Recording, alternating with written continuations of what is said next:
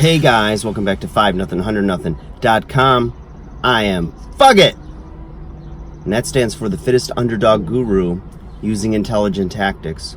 And today, guys, I hope you can hear me well because I'm outside. There's a little construction going on, etc. And I just wanted to let you know that today we are going to be behind the wheel, all right? Now, behind the wheel in this episode is going to mean that you are in control, that you are steering the ship, and that you're in control of your own destiny, of your future, of your present.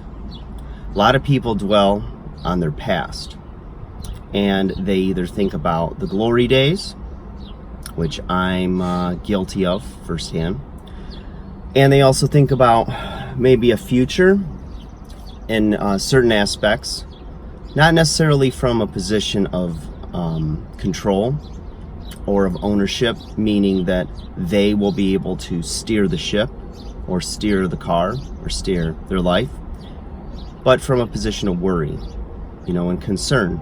Now, some of that has its place. You think about the trends in your business and how that may affect your future employment or your future income. You might think about your health and if you're going to ever get sick or if you're ever going to have any setbacks, etc. And life is a funny circle of events that you're probably going to experience a little bit of everything. If you haven't had anyone in your family yet pass away, or if they haven't been sick with cancer or other ailments that can happen, or major accidents, things like that, the best way I can put it is that shit happens, and we don't always know why it happens, but it happens. And it's not so much what happens to us, but how we react and respond to it that is going to determine our happiness, our future, and everything else in between. Okay, so I hope this wheel right here isn't annoying. I just thought it was a cool little visual, getting a little artsy up in here. It looks lazy, but it's not. And by the way, it looks like I can barely see over the wheel. I just set myself lower because it looked better in the framing. Ooh, getting all Hollywood now. So, you're going through your day, and the thing is, what I like to do, and this is a simple thing, but, at night, before I go to sleep, I'll lay out my clothes for the next day. I'll have meal prepped and have things ready to go. And I like to start my day by getting up, boom, I've already got the things I don't need to think about already laid out and done, okay? And so now I can get up, have a good breakfast, think about my day. I've been proactive. I have things lined up. I have clients scheduled. I know what my morning is going to look like. I've done 90% of the work. The 10% is in the reaction to other people and other people's preparation. So it's funny because the reason I'm shooting this video now is because I had an early client scheduled that we both put in our planners in front of each other, and something happened where this person had to be reactionary and their schedule was kind of out of their hands. So I was able now to go out because the person didn't make it to their session. I was able to go out now and cut my video now because the rest of the day is spoken for.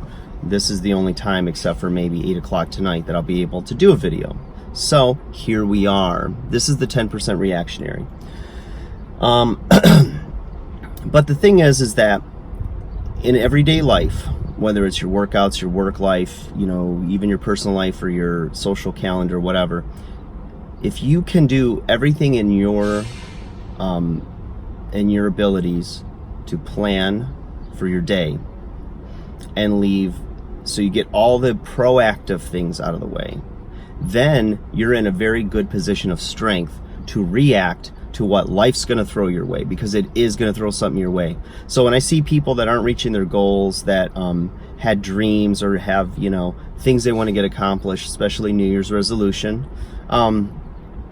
that's usually the pitfall. It's not usually willpower. It's not usually that they had misguided goals or unrealistic goals, although that happens. But usually it's a lack of planning. It's the discipline needed to plan, to sit down, have a plan, have a structure. It seems like it's, it shouldn't take all this, to accomplish it, but it does. You really need to respect the fact that life's going to throw a lot of shit at you, and your days are sometimes going to be a little bit crazy.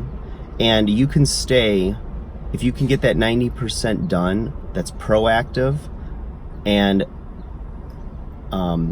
sets you up for success, you're going to be able to respond to that 10%, and sometimes more, but usually about 10%. Because most of our days are pretty much a Groundhog's Day. I had this discussion last night, and we were talking about how, we're watching some kind of show, and I told my friend, I go, people are pretty boring overall. And she's like, what do you mean? I said, well, we get up, we do the same things every day, and, we go to work, we take the same route home, watch the same shows, or have the same schedule with the kids, or, we have our same, habits, and we do the same thing the next day, where most of us can do it kind of in what I call a mental brownout. Like when the lights go out but they're not out, and so everything's kind of dim. That's kind of where we go into automatic mode, and that's good in some respects, because we shouldn't have to reinvent the wheel every day. There's things that we can do that's just automatic pilot, and that has its place and everything, but it can get monotonous and a little boring. But really, you need to go to work, you need to make money, you need to get in the gym, you need to take care of yourself, eat better, you have laundry to wash, all these other things. There's just a ton of things that are kind of monotonous in a sense. But the thing is that repetition and pattern continues to build you, or take another block and put it like in a Lego house. If you're building a Lego castle or something, it's a Lego at a time. And those little things, those proactive things, are your Legos, or Lego at a time, Lego at a time. And when you've already decided your goals, you have short-term, long-term goals, and you have your outcome-based goals, which is your ultimate end goal. Then you have your behavior-based goals, which are the Legos, which are your everyday things, which are the boring, monotonous things. But you do them and you stack them one after another, and that's where success is found. There's nothing magical.